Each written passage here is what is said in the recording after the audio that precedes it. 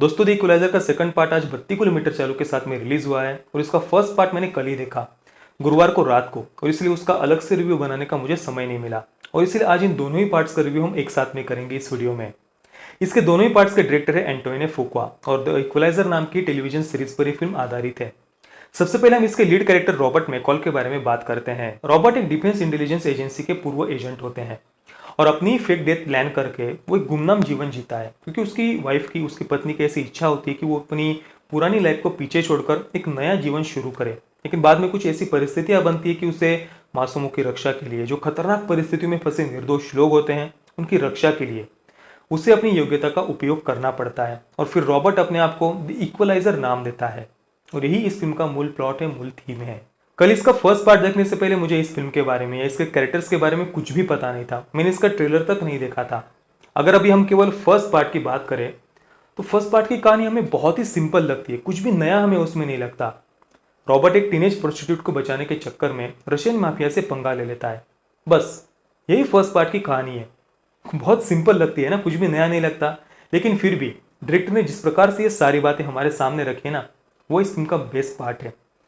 Character development मुझे इस film में सबसे ज़्यादा पसंद आई। जैसे अगर हम रॉबर्ट की बात करें तो उसे एक होममार्ट नाम के हार्डवेयर शॉप में काम करते हुए दिखाया है। वहाँ पर उसका कलीग राल्फ उसका बेस्ट फ्रेंड है। राल्फ को एक सिक्योरिटी गार्ड के टेस्ट में सिलेक्शन के लिए अपना वजन कम करना होता है, तो रॉबर्ट किस प्रकार से उसकी हेल्प करता है इस काम में। इसके अलावा रॉबर्ट को रात को नींद नहीं आती है, तो देर रात तक वो एक कैफ़े में बैठकर किताबें पढ़ता है। वहीं पर उसकी अलीना नाम की एक टीनेज प्रोस्टिट्यूट से पहचान होती है। इसके बाद में एक दिन अलीना का पिंप दलाल स्लावी उसे बहुत बुरी तरीके से पीटता है अलीना को, और इसलिए अलीना आईसीयू में भर्ती हो जाती है। इसके बाद में रॉबर्ट किस प्रकार से स्लावी और उसके 4 साथियों को एक रूम में बिना किसी हथियार के कुछ ही सेकंड्स में मार देता है। फिर यहाँ से हमें रॉबर्ट किस प्रकार से एक वेल ट्रेंड एजेंट होता है, इस बारे में हमें धीरे धीरे पता चलने लगता है। अब देखिए, इसके बाद में जो रशियन माफिया का बॉस है पुष्किन, वो अपने सबसे खास आदमी टेडी रेंसन को रॉबर्ट को मारने के लिए भेजता है। और टेडी की एंट्री के बाद में फिल्म और भी ज़्यादा इंटरेस्टिंग हमें लगने लगती है क्योंकि टेडी का कैरेक्टर बहुत ही सनकी दिखाया है और जिस प्रकार से टेडी के कैरेक्टर को हमारे सामने पेश किया है ना, वो बात मुझे बहुत पसंद आई। एक सीन में टेडी मेंडी नाम की एक प्रोस्टिट्यूट से अलीना के बारे में पूछ रहा होता है। वो सीन सच में हम खुद भी डरते डरते देखते हैं कि पता नहीं अब टेडी मेंडी के साथ में क्या करेगा। इस प्रकार से वो एक डर क्रिएट किया है टेडी के कैरेक्टर के इर्द गिर्द डायरेक्टर ने। यानी इंटेंस सिचुएशन को किस प्रकार से हैंडल करना है ना, वो डायरेक्टर बहुत अच्छी तरीके से जानते हैं। जैसे इसके अलावा भी रॉबर्ट और राल्फ, इन दोनों के बीच की दोस्ती, रॉबर्ट और अलीना, इनके बीच में कनेक्शन किस प्रकार से क्रिएट होता है।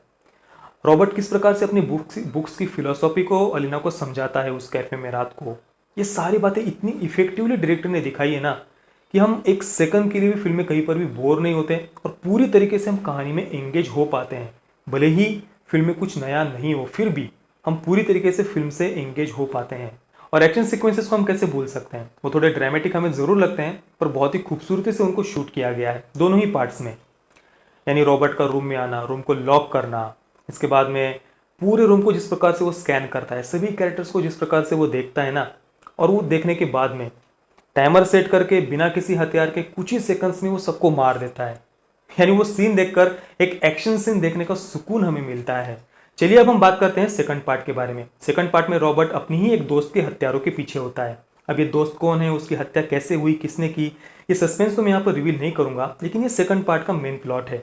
इसके अलावा फिल्म में काफ़ी सारे सब प्लॉट्स भी है, जैसे कि माइल्स नाम का एक ब्लैक यंग कैरेक्टर दिखाया है। उसके अलावा फातिमा नाम की एक मुस्लिम महिला का पात्र भी है फिल्म में। अब फातिमा का जो बगीचा होता है, उस जगह को कोई पूरी तरीके से तहस नहस कर देता है, जिसके बाद में रॉबर्ट माइल्स को वॉल्स को रिपेंट करने का काम देता है और ऐसा करके वो माइल्स को सही राह पर लाने की कोशिश करता है। माइल्स कुछ बिगड़े हुए लड़कों की संगति में होता है जो उसे भड़काने की कोशिश करते हैं, पर रॉबर्ट उसे समझाता है कि व्हाइट पीपल्स ने हमें क्या नहीं दिया, हमें बदला लेना चाहिए या नहीं चाहिए। इस प्रकार की बातों में तुम उलझना चाहते हो, हत्यारा बनना चाहते हो, या फिर जीवन में तुम्हारा कोई दूसरा उद्देश्य है। इस प्रकार से वो माइल्स को सही राह पर लाने की कोशिश भी करता है। इन दो सब प्लॉट्स के अलावा भी फिल्म में एक तीसरी कहानी भी साथ में चलती है। वो है सैम रॉबिन्सन नाम के एक बुजुर्ग की, जो वर्ल्ड वॉर 2 में नाजिस की वजह से अपनी बहन से बिछड़ गए थे। अब रॉबर्ट किस प्रकार से सैम को उसकी बहन से मिलवाने की कोशिश करता है, ये तीसरी कहानी भी फिल्म में साथ में चलती है।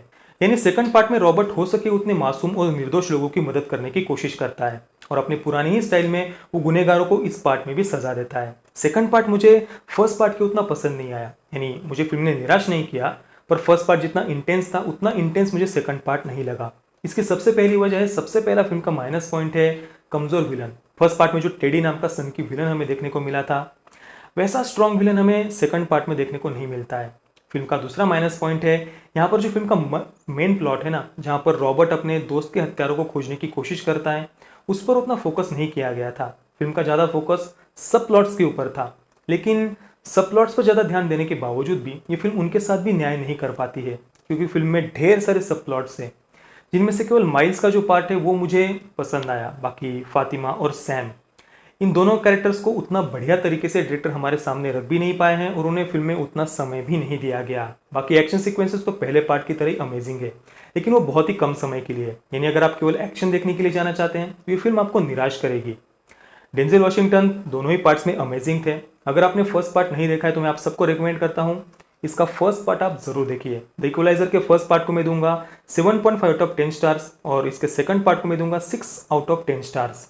दोस्तों, अगर आपने ये दोनों फिल्में देखी तो आप इनके बारे में क्या सोचते हैं मुझे आप नीचे कमेंट में जरूर बताइए। और अगर आपने अभी तक हमारे चैनल को सब्सक्राइब नहीं किया तो प्लीज चैनल को सब्सक्राइब जरूर करिए। वीडियो देखने के लिए आप सबका बहुत बहुत धन्यवाद। जय हिंद, वंदे मातरम।